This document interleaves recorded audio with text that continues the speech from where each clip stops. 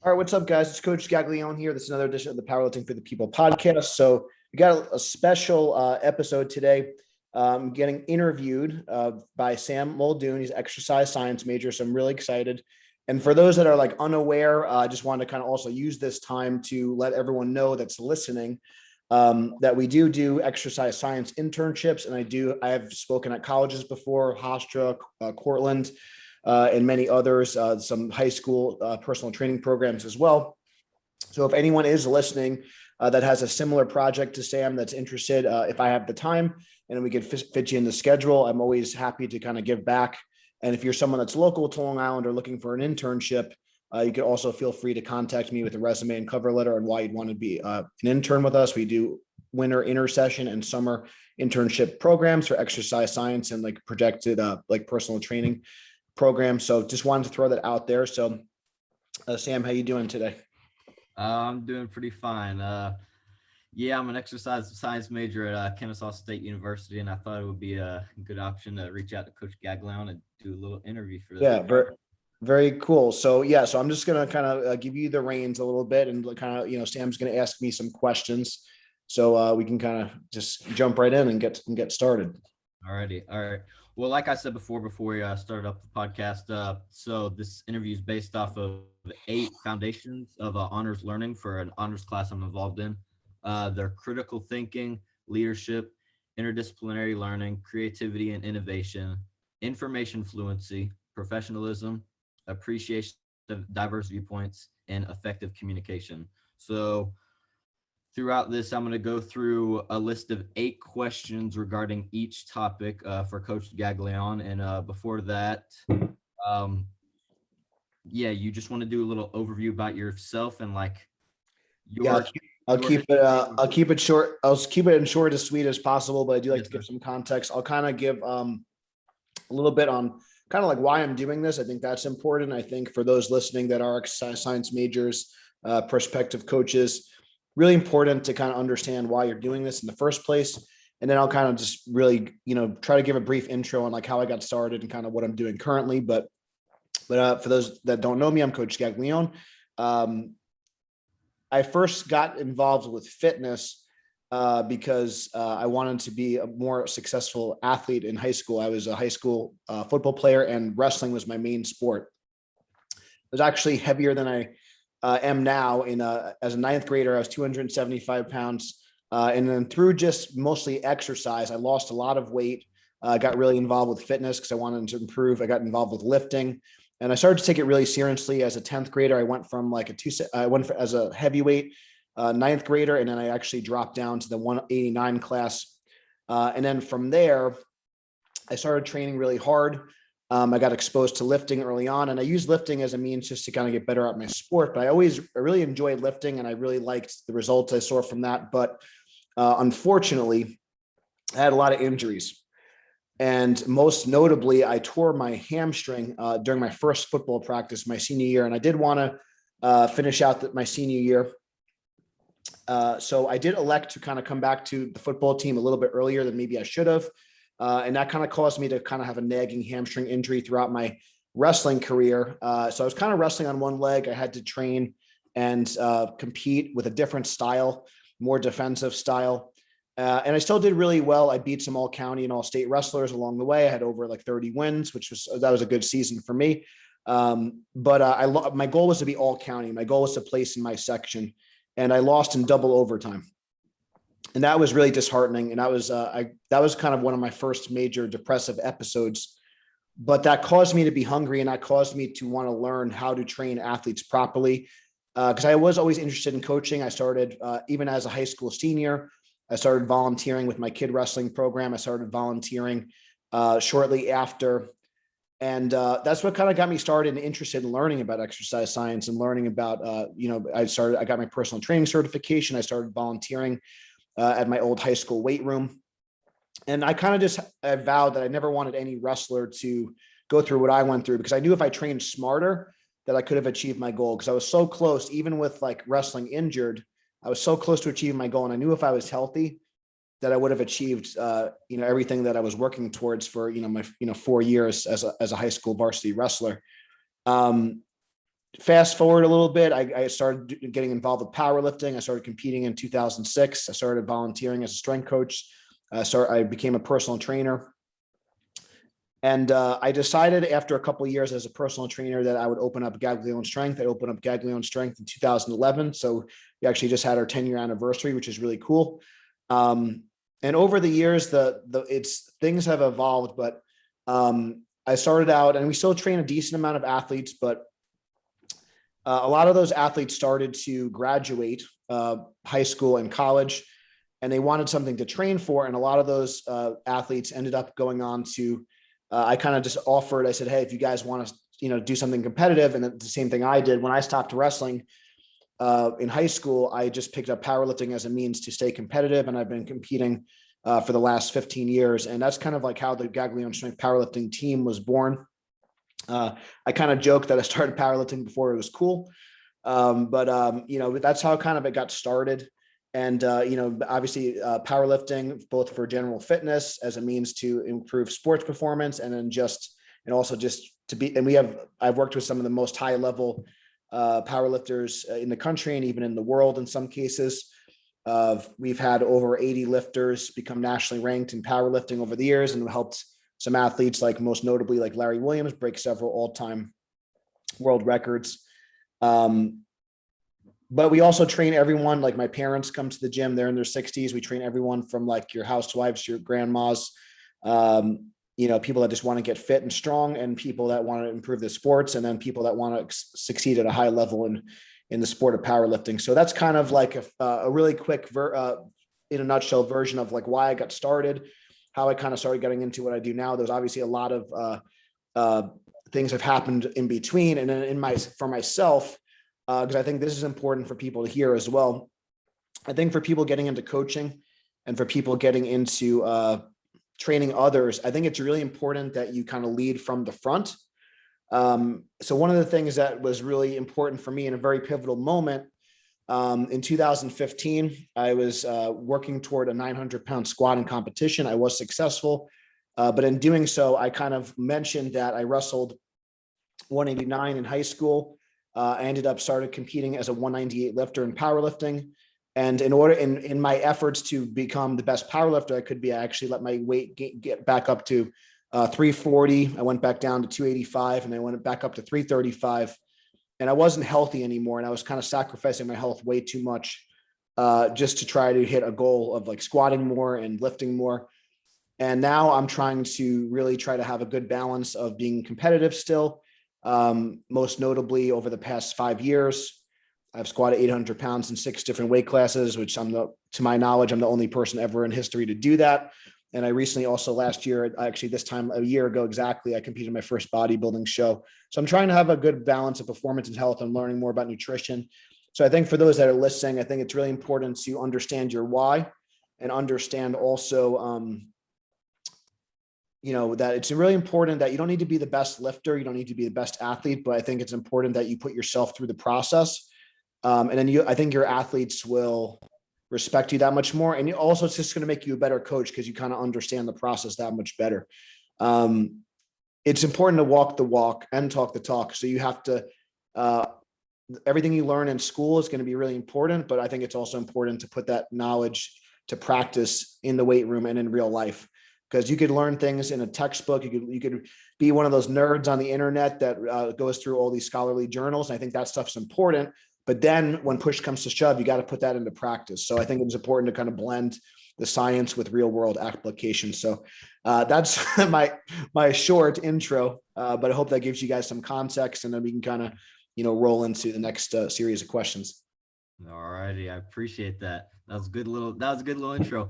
About the whole nerd thing, scholar reading articles, I might have to add on that in a little bit with Sure. Questions. Absolutely. Alrighty, so I guess we'll start off with critical thinking. So there's a stereotype that a lot of people in the fitness industry, or just fitness in general, there's like meatheads. You know what I mean? Just go to the gym, whatever, not too intellectually gifted. To discredit this, could you describe how you use critical thinking when creating a specialized program for one of your athletes? Yeah. So just kind of going back to what you said about, I think it's kind of a mistake to think that you have to be like a science nerd or a meathead, and you can't like kind of be both. You could be a sophisticated meathead, and I like to think that I fall in somewhere in that category. Um, so I think it's really important that if you're a coach and you're programming for somebody, it's important that you have experimented on yourself and also others before you really try something that's maybe like a meathead might consider creative, for lack of a better term.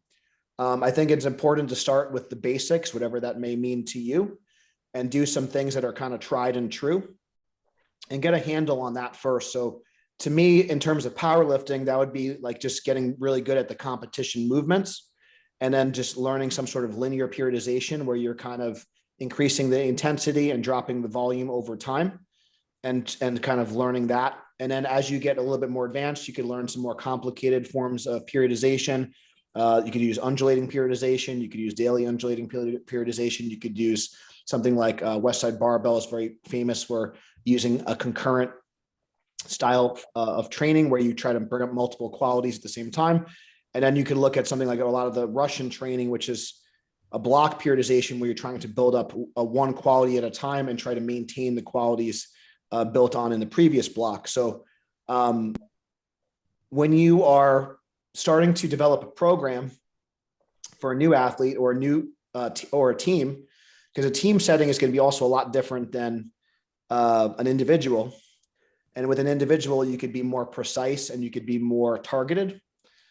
And then with a team training approach, you still want to be individualized, but you're going to have to coach a little bit more towards the, toward the middle of the group and more like kind of toward the standard deviation. And then you can make more major adjustments to people that are maybe not as genetically gifted or people that are really like, so kind of on the end of the bell curve. And that's another discussion. I think it's important to kind of understand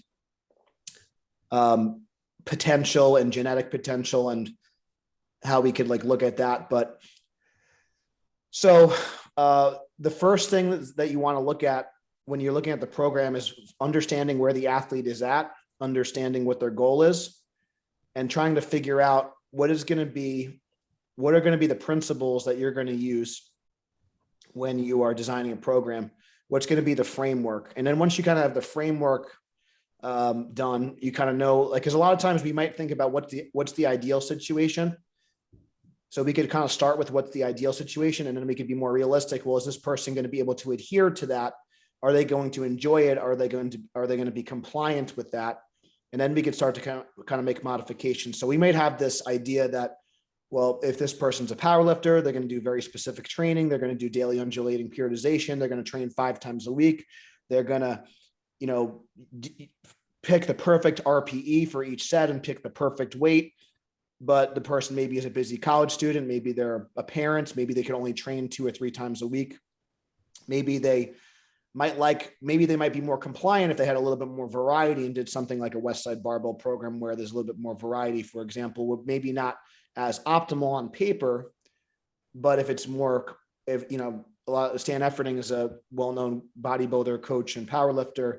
He says compliance is the science. So also, what is the athlete going to be compliant with? And also what's going to allow them to repeat cycles for a long period of time? So it's a hard question to be very specific with, but I would say that first that you have to understand, you have to have guiding principles. And I actually have a book that I would definitely recommend to a lot of the extra science. It's a basic read, but and I probably could revise it and edit it a little bit, but I would say probably like 80% of the book I still kind of live by is it's the Powerlifting Handbook. And a lot of even though it's called the Powerlifting Handbook, it's all about the principles that I like to think about when I try to create programs and understanding the methods. So you have to have some tools in the toolbox. And if like you're a strength coach for athletes, powerlifting methods might be one of those tools, maybe Olympic lifting, maybe plyometrics, maybe speed training, conditioning, recovery, stretch, mobility methods. So all these are different tools. And depending on what the athlete's goal is, we can kind of utilize those tools more or less frequently. Like right now, I'm trying to blend kind of powerlifting and bodybuilding together a little bit. So if I'm training for a bodybuilding show, I'm going to be using a lot less heavy compound lifts and more isolation movements. As I get ready for a powerlifting meet, I'm going to need to do more specific training. I'm going to need to utilize more heavy, high intense barbell exercises, because those are going to have a higher transfer to that specific goal. If that makes sense. So a lot of things you always want to think about, how is this going to get the athlete closer to their goal? And if you can't really rationalize how that's going to happen, you should probably leave it out of the program. Even if it's maybe seems like a good idea, especially the closer you get to a competition date, the more specific the training needs to be. You can't be as flexible. If the person is like 20 weeks out, 30 weeks out plus from a competition, you could have a little bit more variety. You can train a little bit more generally, but the closer the athlete becomes in season, the closer the athlete gets close to a competition date, you always want to think about, how is this going to help them reach their goal? How does this help? How does this hurt? And if you could answer those questions, then you can develop a really good sound program for whoever you're working with. That you said it's hard to go into detail on that. And I think that really adds on to the focus of how the it does take a lot of thinking. It's not just something that you can spit out. You know what I mean? I think that if I could just bring home this message in terms of like asking a programming question, for every exercise that you put in a program and for the sets and reps, it's really important that the coach can rationalize why. Why is it 8 sets of 3 at this percentage? Why is it this exercise? Why is this first in the workout? Why is this last in the workout? And as long as you have a reason for it, and that reason is going to keep the athlete, potentially it's going to be low risk and high reward as it pertains to their goal, then I think that there's a lot of different ways we can get kind of, if you look at your GPS and you're trying to get from, New York City to Los Angeles, there's well more than one way to get there, but some ways might be more efficient. Some ways might be more enjoyable. Some ways might have more roadblocks. So it's kind of up to the coach to find the most efficient and enjoyable route for the athlete to get to their destination. I really like to use that analogy. And I like to say the coach is kind of like the GPS. So the GPS's job is not to tell the athlete exactly what to do, but it's to give them information and help reroute them when they kind of get into a situation. Maybe there's traffic, maybe there's a roadblock, maybe there's a road closed. So what's going to be like the next adjustment that needs to be made in order to keep the athlete moving forward closer to that destination? So that I think it's really important that when you're designing a workout, you're designing a program, have a reason and a purpose for everything that you put in there. And if you can't really find a good reason, then you should probably just leave it out, because that's valuable time and resources the athlete could be spending elsewhere.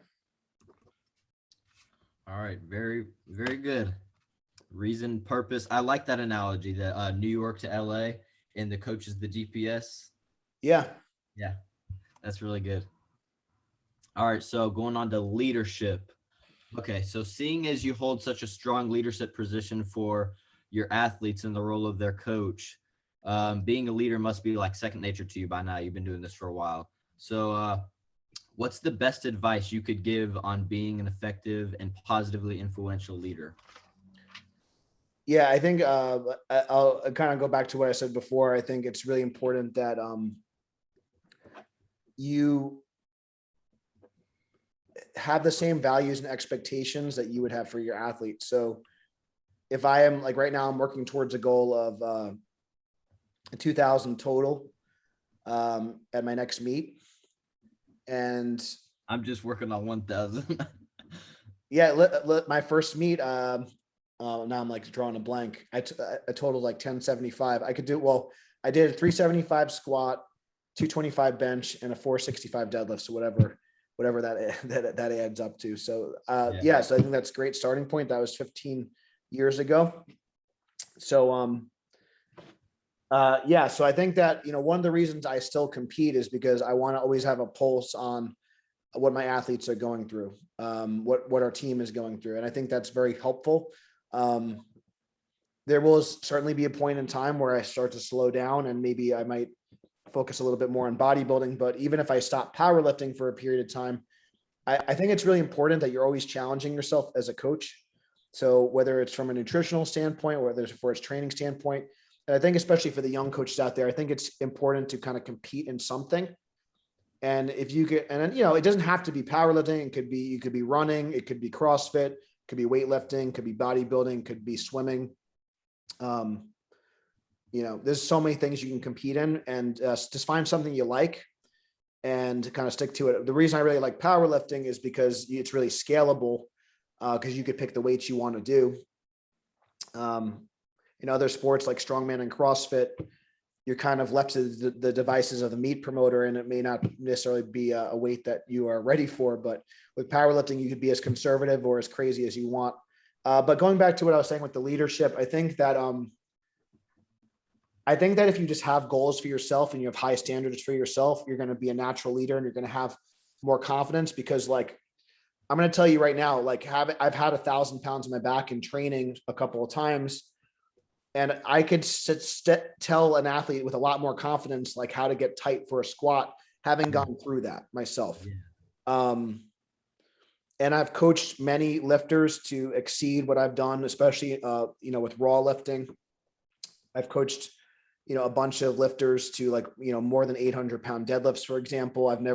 My best deadlift is 700, but just the fact that I kind of struggled, I've had ups and downs in my own training. I've kind of overcome injuries. I kind of know what the athlete's going through, and you have a different level of confidence when you're coaching someone if you've kind of gone through it yourself. And if you're training like a really high level college football player or something, I may not understand what it's like to be in the NFL, but I understand what it's like to challenge myself and have to deal with adversity and have to deal with setbacks. And I think that the most important thing I think in terms of leadership is just kind of, like I said, holding yourself to the same standard that you would hold your athlete to. So whatever your values are, just make sure that if you have certain things that you want your athlete to, if you want your athlete to be punctual, work hard, dial in their nutrition, dial in their sleep, well, you better be doing those things too. I'll just kind of leave it at that because I think I kind of covered a little bit before. I don't know if you have any other specific questions on that. And I think the other thing I'll say with being a good leader, I think, is being humble enough to know when you made a mistake and when you're wrong, and knowing, and also when you don't know the answer to something. I think that's also a sign of a really good leader, is that they don't have all the answers, and that we're human and we make mistakes. I sure as heck have made my fair share of mistakes, but I've also learned from those mistakes. And when I do make a mistake, sometimes we try a new method, we try a new exercise. Sometimes it doesn't work. Other times it does. So you will learn. There's things that I did, like, when I first started, that I kind of cringe now, but that means you're evolving and you're getting better. So don't be afraid to make mistakes. Don't be afraid to admit when you're wrong and then kind of move forward. And I think your athletes and the people you're working with will also respect you for that, because no one's perfect. But if your intentions are good, and you do make a mistake, I think that's okay. But if you make a mistake and you kind of don't own up to it, I don't think that's the sign of a good leader. A good leader will kind of take responsibility, and a good leader will also take responsibility for the people under them, even if it's like not their fault. So if you're like a head coach and there's like an assistant coach that maybe makes a mistake under you, well, you're responsible for that assistant coach to make sure that they're doing the right thing too. And if you didn't train them well enough, that's your fault. It's not the assistant coach's fault. So taking responsibility for not only yourself, but everyone under you as well, I think is also a sign of a good leader. I like when you said you being yourself, like a pretty great power lifter yourself, you coaching other individuals. If I had a coach, I would want a coach that had been in the same position that I'm in. Yeah. You know what I mean? if you have a coach that's not on that level or hasn't been on that level and is kind of trying to describe or give you plans, teach you how to do things, how are you supposed to really believe or fall into line with like what they're saying? I think a big part of coaching is trust. Yeah. So I think when you can earn the trust of your athlete, then the magic could really start. I think anyone that's really excelled with our program, we've built a relationship with that athlete, and they've and we've gained their trust, and that's when really like we could really excel, because when you're at a powerlifting meet, for example, and I'm going to put the attempts into the table. And if the athlete has full faith that I'm going to do like the best job I can, and I'm going to make the right call, they're going to be a lot more confident when they're actually lifting, and they're going to perform so much better because they know that I'm going to put them in the best situation to win. And that's how we've been able to achieve, so many lifters, medal at the Arnold, get, American records, all-time world records, and just kind of achieve like really great things. Yeah, it's really cool. It's really cool. Like when, I get to that. It doesn't happen with every single athlete, but for the athletes that it does, it really makes things very special, especially when they achieve like a long-term goal or like a lifetime goal or something like that. It's the best feeling in the world. Oh yeah. All right. So we'll move on for leadership. That was a great explanation. Next, we'll go into interdisciplinary learning. So fitness and coaching has a lot of connections to the world around it. What is one experience you've encountered outside of the powerlifting realm that has furthered your knowledge and or skills of being a successful coach? So anything outside the powerlifting realm or just coaching in general that has expounded on your functions of like being a coach. There's a couple of things that come to mind, but actually little known facts for people that maybe are newer to, my channel or my, whatever. I always feel like weird with some of the social media stuff, but for people that don't know me personally, or only maybe just maybe hearing me for the first time, maybe during this interview, I actually was involved in the teaching profession for 6 years. So I did get my personal training certification early on. I did start as a volunteer strength coach early on, but my plan A actually was to be a high school teacher, coach wrestling and football, and I was just going to do a personal training job on the side actually, and because the advice that I was given at the time was that personal training, coaching is just a side thing; it's not a career. And unfortunately, I listened. But that being said, what was really cool about, I have a master's in education. I actually have a master's in special education. And what's really cool about that is that all my exercise science knowledge, all my training knowledge is my own experience and is self-taught. I do have like an NSCA, CSCS textbook. I've done so many seminars, so many courses, so many certifications. Most of my learning is hands-on. Most of my learning is seminars and live courses and also books. I actually still have a ton of books. If anyone's interested in coming by our gym, I'm actually starting to donate a lot of my old. I have like hundreds of books and DVDs from. I have West Side Barbell VHS tapes, which those I'm keeping because those are very sentimental, but can't even play those unless you have a VCR anymore. But anyways, what I was saying was my teaching degree and my experience as I worked with special education, special needs students, students with autism, students with ADHD, students that were emotionally disturbed. Being able to teach children with special needs, things that they didn't really probably care about or want to learn, gave me a completely different perspective on coaching. because I do believe that I'm still a teacher at heart, but I'm just teaching different things. I'm teaching fitness. I'm teaching nutritional habits. I'm teaching lifestyle habits. I'm teaching people how to perform effectively under pressure. I'm teaching people how to compete in a specific in powerlifting. I'm teaching people the skill of a squat or how to warm up properly.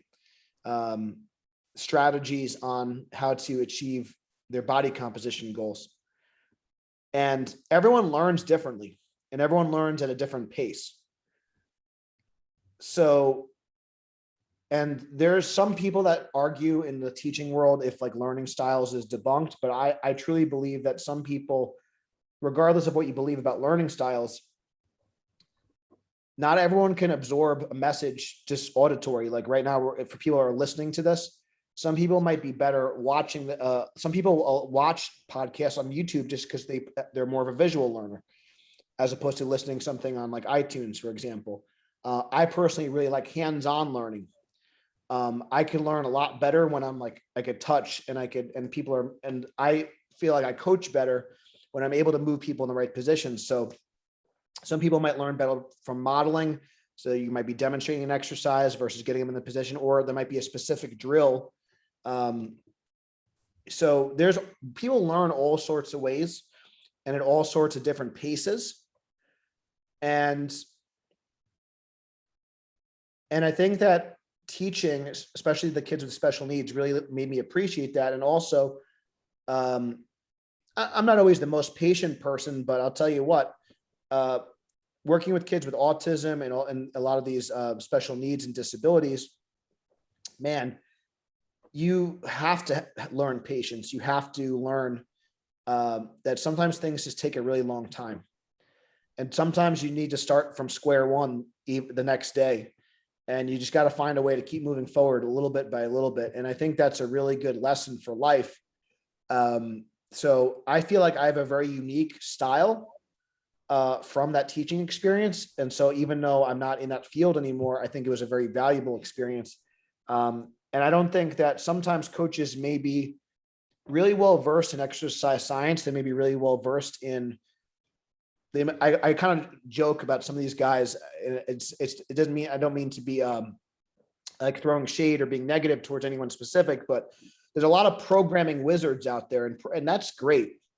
But if the person can't execute the program and they can't be compliant with the program and they can't execute the exercises with optimal technique, it doesn't matter if you have the best program in the world. It doesn't matter.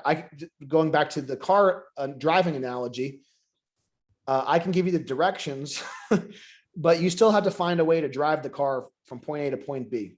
And you still need to know how to, put your foot on the gas and put your hands on the steering wheel. And you still need to so I can give you the perfect directions, but if you don't know how to drive the car in the first place, you're not getting anywhere. And I think a lot of people put too much weight on the program sometimes, and we lose sight of the teaching process. We lose sight of teaching technique and cueing and learning. And are we actually teaching these athletes to kind of be a little bit more independent as well? I like to teach, can they think for themselves? Are they really learning, or are they just kind of regurgitating what you're saying? So that's the difference between coaching and programming. It's not just about slapping a workout on a board or developing. So I'm a little bit ranting right now. I'm going off on a tangent, but I just hope you could appreciate my point is I think a lot of coaches get really fixated on sometimes the X's and O's too much. And the actual learning piece, the teaching piece is such a huge thing. And I think that's, and learning to communicate effectively to those people. How can we communicate in the most effective way to get our point across? Am I being too long-winded? Am I over-coaching? Am I over-cueing? What's the simplest way I could explain this? What's the most effective way I could explain this? So I'll leave it at that, but I think that's super important for people that are starting out. Yeah, going off of the whole having a program is one thing, but teaching is a whole nother thing. So if you're trying to be so specific, be a science wizard, and and throw out all these exercises and programs and ways to do things, you got to start with like the basis first. Yeah. So if you don't start with that basis, then yeah. Yep. Well, going off of that, this will probably go into what you were talking about pretty smoothly. We're going into creativity and innovation. So this is, I don't know if you know, like the whole Joel Seedman. Yeah, no, I'm familiar with Joel. Absolutely. Okay. So creativity and innovation have played a big role in the modern fitness industry in order to attract audiences with unique styles. This is not necessarily a good thing always. So what is your opinion? Do you believe creativity and innovation in fitness can be a good thing? And if so, how have you been able to be creative or innovative in your own coaching? Yeah. I'll touch on a few things. The first thing I'll say is you have to figure out what type of coach you want to be first. So are you going to be more of like this fitness influencer type? So I work with when he's getting ready for a powerlifting meet, or as powerlifting specific goes, I work with Larry Wheels. I've worked with him for all his successful world record attempts, and he's done amazing things. The way he makes money is by getting views on Instagram. So, and I don't think people like really understand how hard that is. He's competing for the attention of people that are like maybe lighting weights on fire, really beautiful fitness models that have great bodies, people that are really entertaining and funny. Yeah, I'm trying to like be, PG right now, but joking aside, so I think that again, it comes down to what are your intentions. If you're gonna like sprinkle a little bit of like kind of fitness entertainment type stuff to draw people in, if you look at a lot of Larry's videos, I could really only like, especially some of the ones that I did with him, those are not always the most popular, but I love those. I love those videos. When he got back to New York, I was so my point is, I appreciate that very much. My point is, someone might have like saw one of his videos where he was doing something crazy, like benching a barbell, like dumbbells, like, or like, curling Jen Settler or something, funny like that. But then if that gets them to watch an instructional video that I did with him, or watch one of the training videos that we did where I'm explaining, the importance of why is scapular retraction going to help your bench? Why is this tricep movement a little bit more better to build the tricep versus this exercise? Why is this more joint friendly? Then I think it's well worth it. So I think it's okay to like dangle a little carrot to get the horse, kind of excited to go forward. But then like, what's your intention like after that?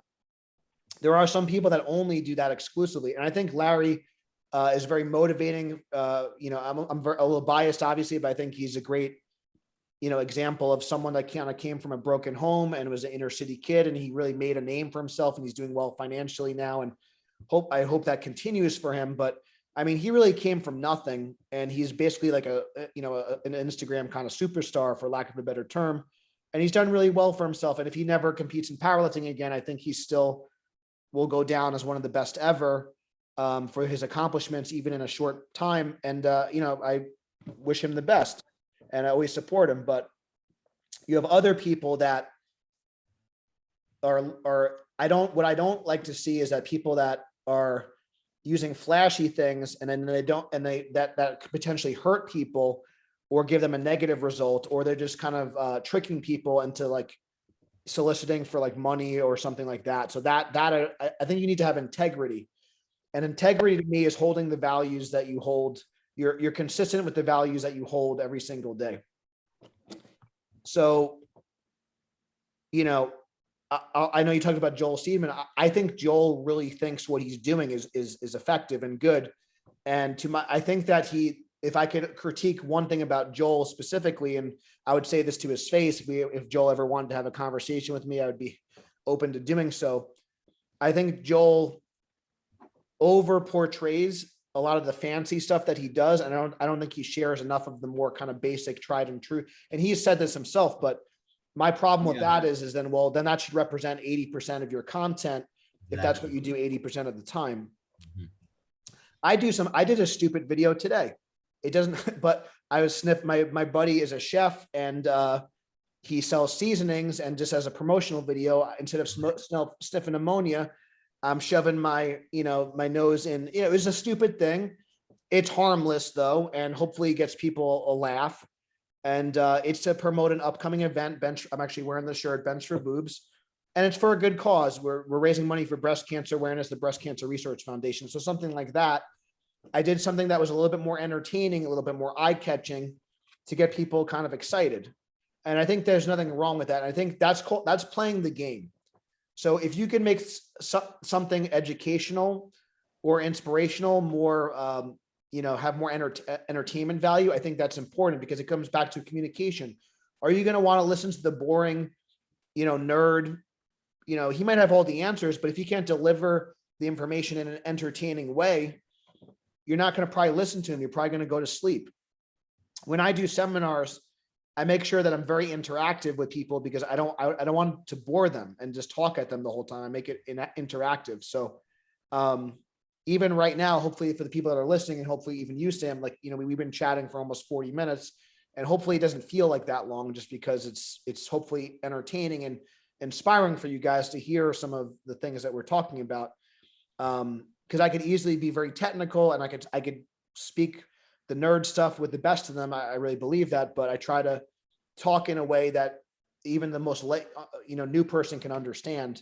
I think that's important. So so going back to what you were, so I do think that if your intentions are good and you have a good message at the end of the day, then I think that you need to do what you need to do to draw attention to yourself, because I struggle with this a lot too, but I know that if I can get more eyeballs on my stuff, I could help more people. So it's a disservice if I'm not entertaining. It's a disservice if I don't do some of the stuff. But there's definitely there's a trade-off there, and you have to kind of figure out what you want to do. Could I have more followers if I did stuff that was a little bit more entertaining? If I probably, but I think for the most part, I think that the information I spread is good. And there's some things and part of it is also I could do a better job of having better video quality and better production value and better editing.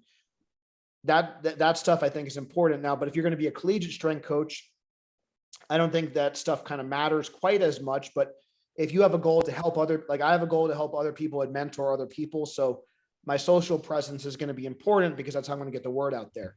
But if you're a collegiate strength coach and you just want to kind of mind your own business and just kind of focus internally with your team, you still need to be entertaining and communicate effectively to your athletes, but you don't necessarily need to do crazy stuff for them. But that being said, could they do a tug of war challenge? Could they do something fun? Could they do a pull-up contest? Doesn't always have to be so serious. You could still do fun stuff in that setting, and it could still be productive towards your goals. So it kind of goes back to, so I think that, I think there's a place for that stuff. So I would say as long as it's, I think creativity is good, as long as it's mechanically sound. I'm not going to I'll use that example again. I put my nose in that salmon seasoning.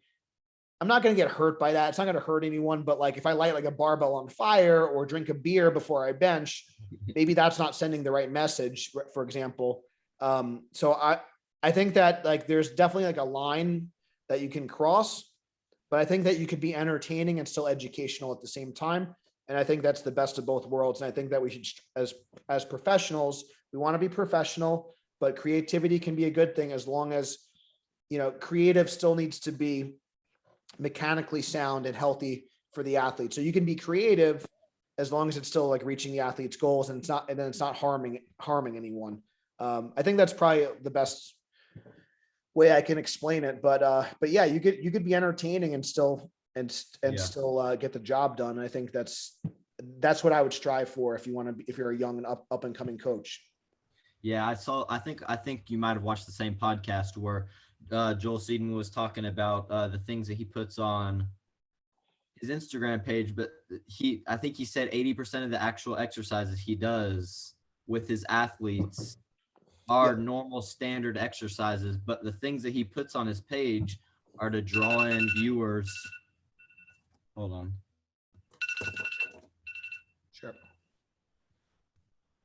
They're to draw in viewers, and they're not necessarily the most functionally beneficial exercises, but if they're going to get people to click on his page, then he's going to put them out. But yeah, so what I got out of that is creativity is good, but in moderation, and don't be too overbearing with your I creativity. think it goes back to one of the first things I said before: have a purpose for what you do. So if the purpose is just having fun, that's a fine purpose, as long as it's not harmful. So I think it kind of ties back into one of the first things I said. So if purpose is catching eyeballs, that's great. Is it harming anyone? So I think if you have a purpose, then I'll give it the thumbs up. Alrighty.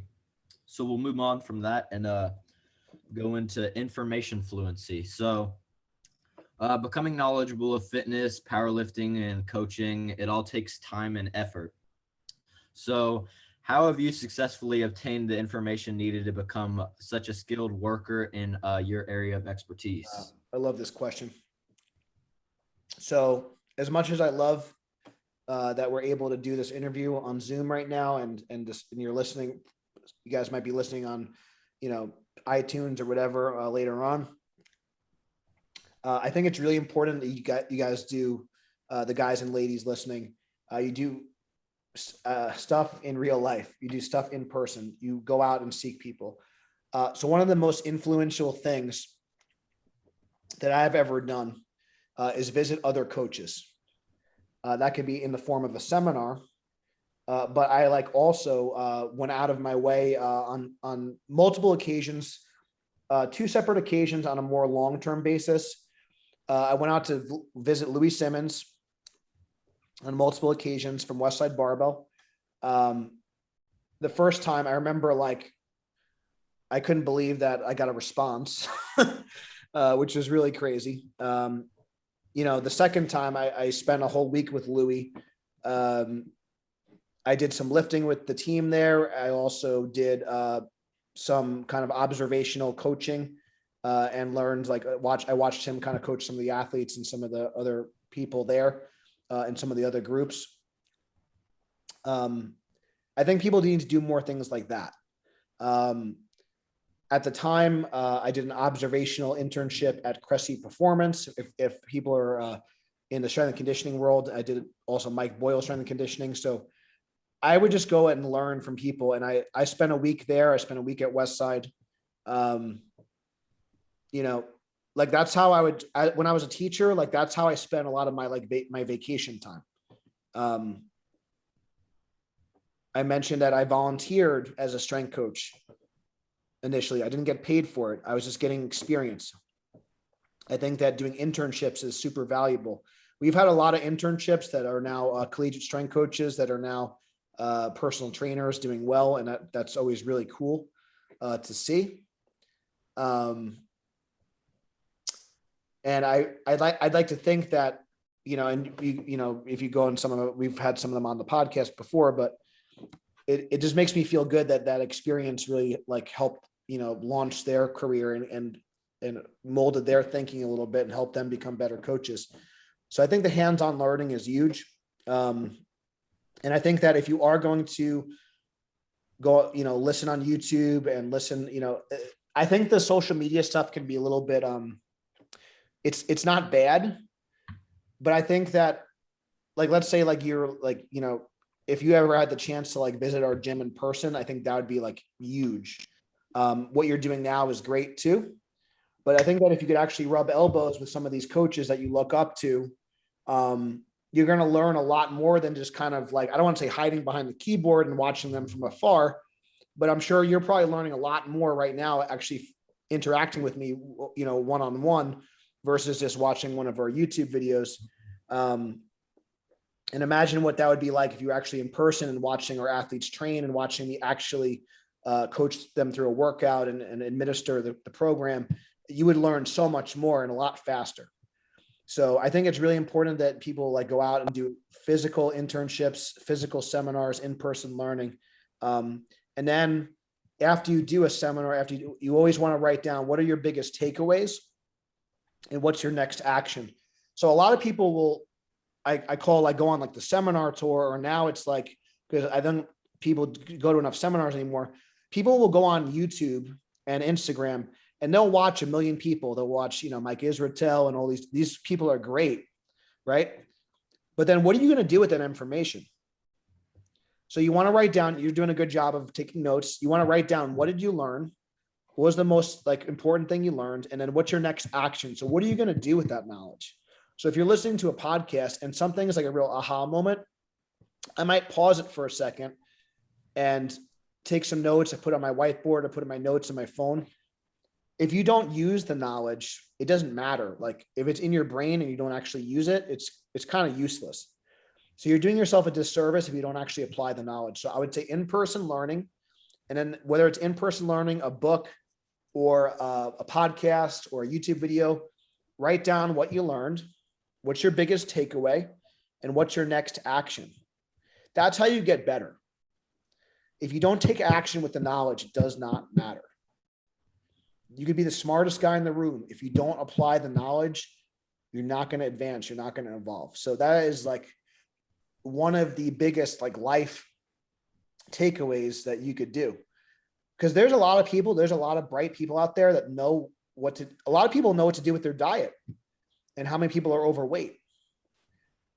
They need to have developed strategies and action steps that are applicable to them. So it's not always a knowledge issue. It's an application issue. So figuring out how you're going to apply that knowledge is huge. So in-person learning and then taking action with that knowledge. Yeah. You said, hands-on learning. Me being here talking to you like this is not going to match up to me watching a YouTube video. It's just not the same thing, but and especially taking notes like this. Yeah.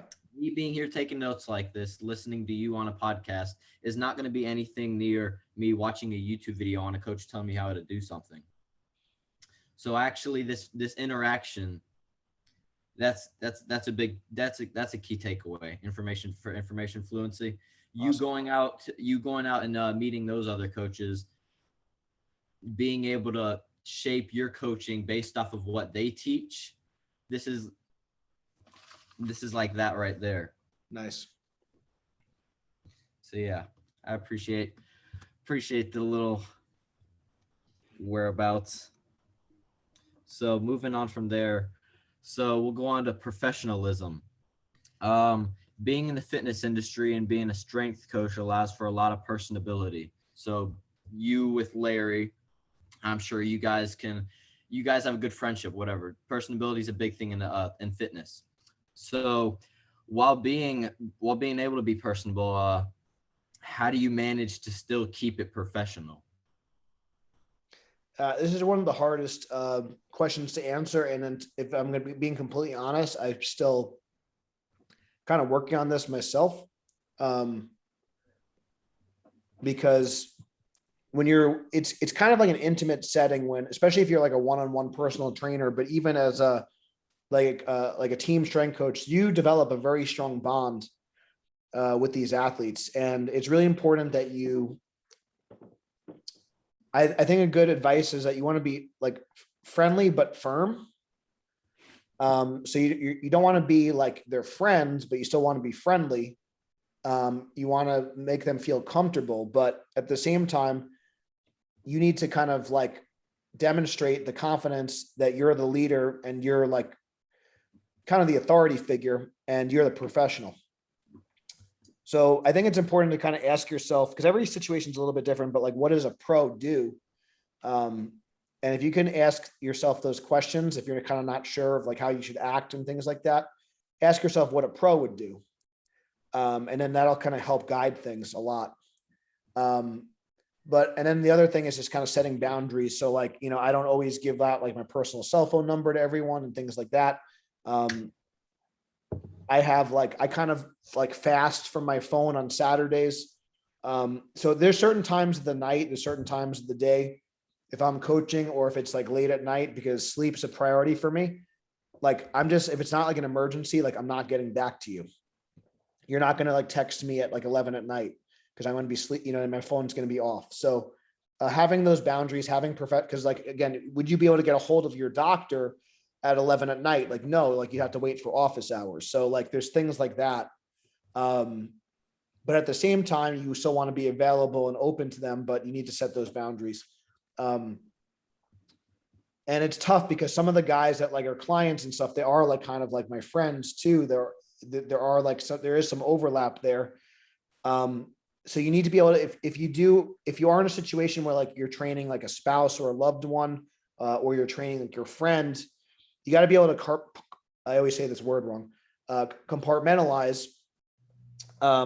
Okay, like now I'm Coach John. I'm not like your friend John. I'm not like your, I try not to all the time, but sometimes I coach like my mom, for example. And it's like, I'm like, kind of like, not that I'm a jerk to her, but I'm going to treat her like anyone else. I'm not going to give her special treatment, when she's in a group. So, that's important, because I think that's what a pro would do. A pro wouldn't treat anyone different just because they're family. A pro is if you treat them different, it's actually a disservice to them. They're not going to get it, if you let them slide on certain things and things like that. So, I'll let people interpret that how they want. I think that's good, because this could be like a whole other long discussion. But I think that if you could ask yourself, what would a pro do? Then you'll kind of know like how you should act. And then it's important to set boundaries, for yourself. And I think that, if you could do that, then you'll be on the right track. Alrighty. So be a pro, set boundaries. Don't be, you could be a friend, but you don't necessarily need to hold the friendship qualities and coach qualities one above the other. But I guess what you're saying is, in order to be like a successful coach, you can't necessarily hold the same qualities that you're with that person outside of the gym, or like in a real world situation. Like if you're like at a party or something, you can't be the same person at a party as you can being a coach of somebody in the gym. Yeah. And I'll say, I think like the party is kind of a good example, whatever. So like, I just kind of make a choice. Like because I promote health, I don't really like allow, or I don't ever supply or allow like kind of alcohol or and that's kind of like a point of contention a little bit. But like for me, like if I'm going to be promoting health, like I'm not going to be serving alcohol to like our members, for example. It's not to say that like I think that no one should drink ever, but to me, like I know that's going to be a detriment. So that's just like, another thing. But yeah, I think it's important. And if you're kind of, listen, if you're a strength coach, or if you're a personal trainer, you kind of like are your own brand. So like, even if you are outside of the gym, you need to conduct yourself like, like they always say, like champions are made when no one's watching. So even if no one is watching, you still like want to conduct yourself like a pro. It doesn't mean that you can't have fun, but just realize that, especially nowadays, everyone's got phones, everyone's whatever. You always want to be like, just hold your values to your, no matter what time of day it is, or no matter where you are. I think that's important. Yeah. You're never going to know what's going to pop up on the internet nowadays. So you got to be careful. No one's perfect. So I think, one of the things, one of my old business coaches used to say is that you never want to give them a reason if you're trying to apply for a job, give them no reason that they can cut you. Mm-hmm. Just be the best version you could be of yourself. You don't need to be perfect, but just be the best you could be. And if you want to be a great strength coach, like think about like act as if you are that great strength coach. Or what would the best strength coach do? What would the best, and you can insert the blank if you want to be a champion powerlifter, if you want to be a champion wrestler. Act as if, like, what would a national champion do? What would an all-time world record holder powerlifter, what are the qualities that they would have? What would their actions be? So I think that could help kind of also guide your decision-making. Are they going to be acting like a drunk idiot at a party? Like probably not. Are they going to, but could they have like a social drink and still like enjoy themselves on a holiday? Like, sure. So like, that's just, but like, I'll tell you, right, like when I'm getting ready for like a contest, like I don't like, I'm like kind of crazy. Like I'm like, making sure like I'm in bed like super early. Like alcohol is like not even like a factor. If I'm in prep for a meet, anything that's going to take away like my chance at my goal, like I'm not going to like do it. So, because that's what a champion would do. Yeah. Base yourself off the people that you want to be. Base yourself off the professionals that you strive to be like. And if you're hanging around, like if you want to soar with eagles, you can't be hanging around with turkeys. So if you want to be a professional, like, and you're hanging around with like a bunch of goons, well, maybe it's time that you just you separate yourself. So that your environment is huge too. Don't put yourself in a situation that you're going to be around people that are making bad decisions, because then you're going to be lumped in with them. And that's just like a life thing. You are like you are the average of the 5 people you hang around. That's like a true like thing.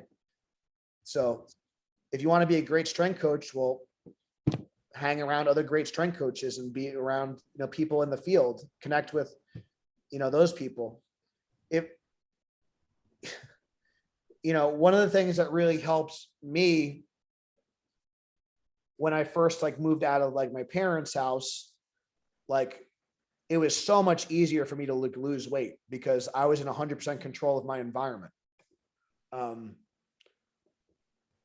It's not like because I lack of knowledge it's just like I set myself up for success and I was 100% in control of my surroundings. So like stuff like, and that's, so that it doesn't mean that those people are bad people, whatever, but they're just not. Like a lot of my family is not as health conscious as I am, so that's a huge thing. Alrighty. So to expound on the creativity type things we were talking about earlier, we'll talk about the appreciation of diverse perspectives. So appreciating and understanding viewpoints and ideas outside of your own lane of thinking is important. Do you ever encounter diverse viewpoints or ideas other coaches or people in the fitness realm have about fitness and things that should be done? I want to, you guys won't be able to, that are listening won't be able to hear this, but I want to,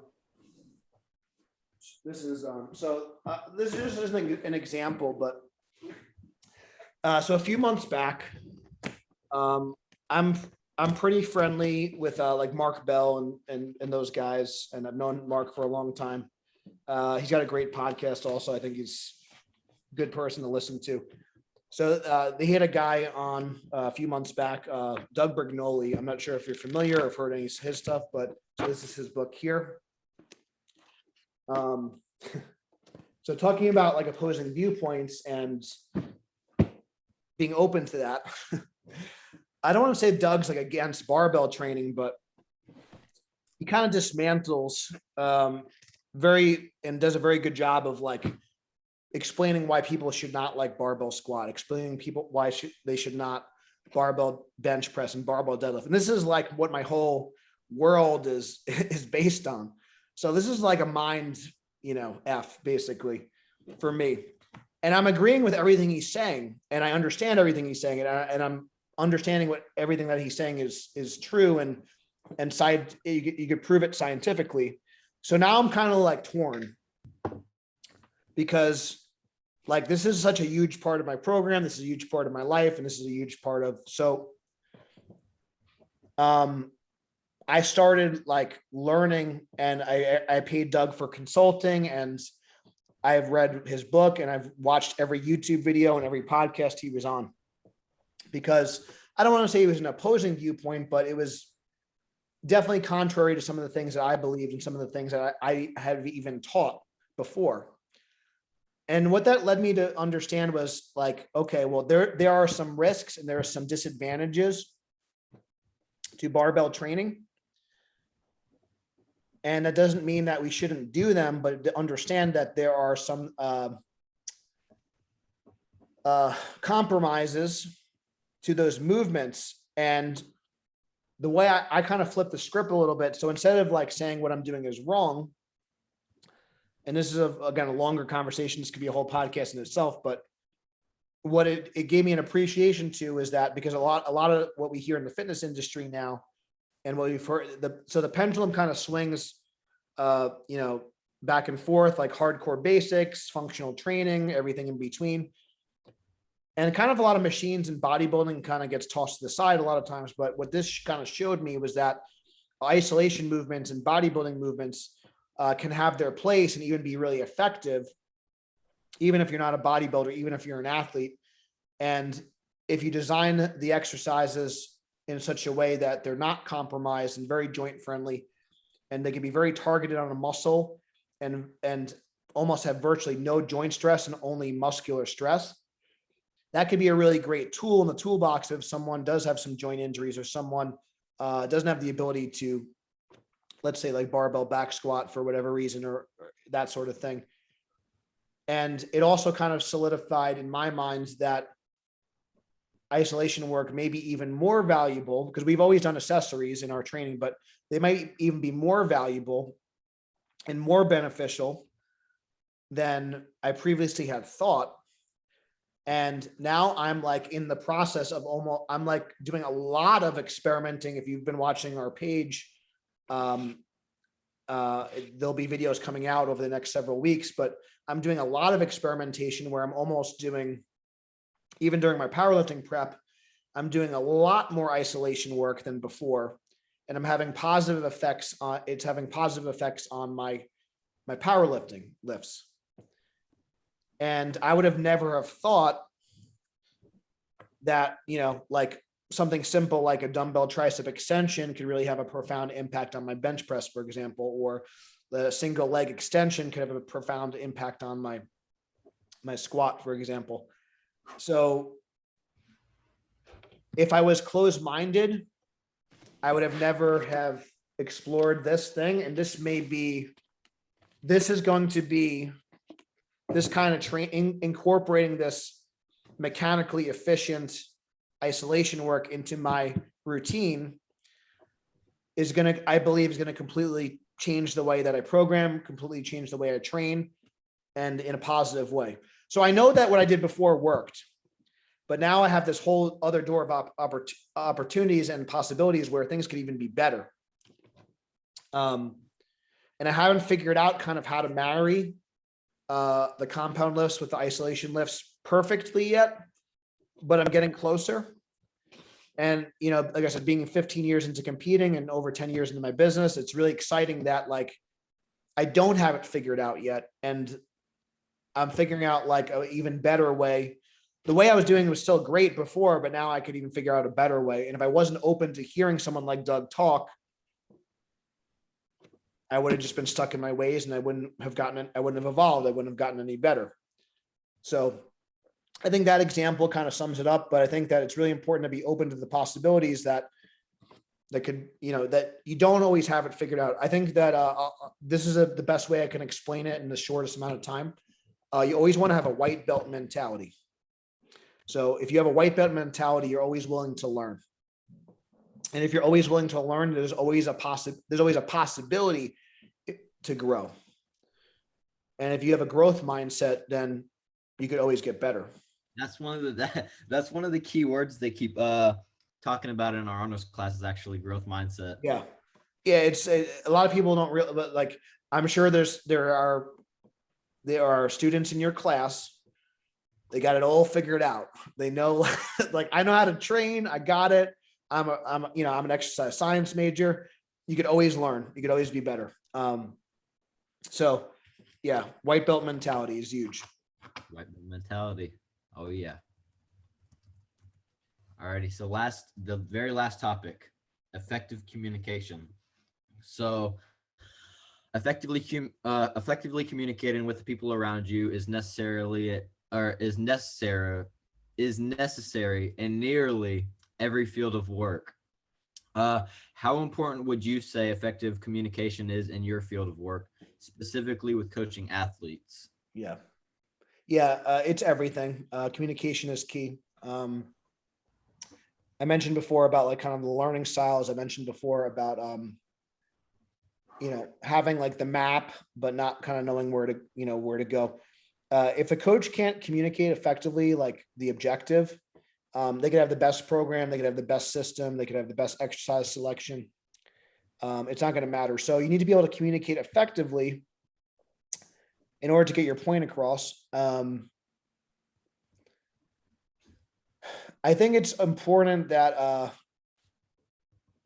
I think a really good way to communicate as well is there's a couple of different things I could just highlight.